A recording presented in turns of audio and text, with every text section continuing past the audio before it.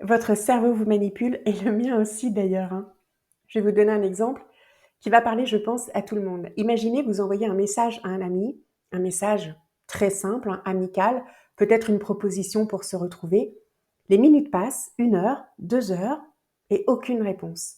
Que va faire votre cerveau? Alors je pense que dans un premier temps, il va se dire, mon ami est occupé.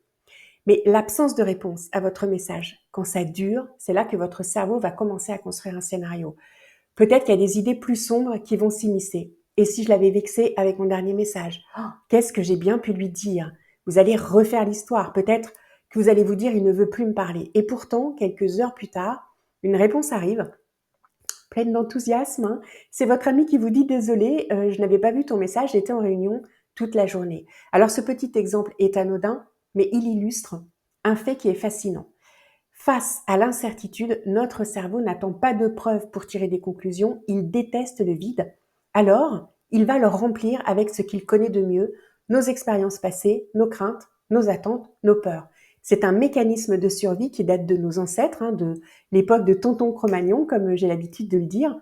Pourquoi? Parce que à cette époque-là, le cerveau scénariste nous aidait à anticiper les dangers. Par exemple, un bruit dans les buissons pouvait signifier un prédateur. Alors, valait mieux imaginer le pire, hein, pour réagir vite. Mais dans notre monde moderne, ce mécanisme n'a plus trop lieu d'être, mais il est encore là. Et qu'est-ce qu'il va faire? Eh bien, il va se retourner contre nous. Il va amplifier nos doutes, il va colorer nos perceptions et souvent, il va nous manipuler. Alors, qu'est-ce qu'on peut faire? Alors, il y a une petite technique qui est assez simple. C'est d'abord, dans un premier temps, de se rappeler que ce mécanisme ancestral existe et puis de se dire, OK, c'est quoi la réalité? La réalité, c'est que j'ai envoyé un message et que je n'ai pas eu de réponse. Et c'est tout, parce que c'est ça la réalité. Et tout ce qui vient autour, c'est votre imagination, c'est ce que j'appelle votre drama queen.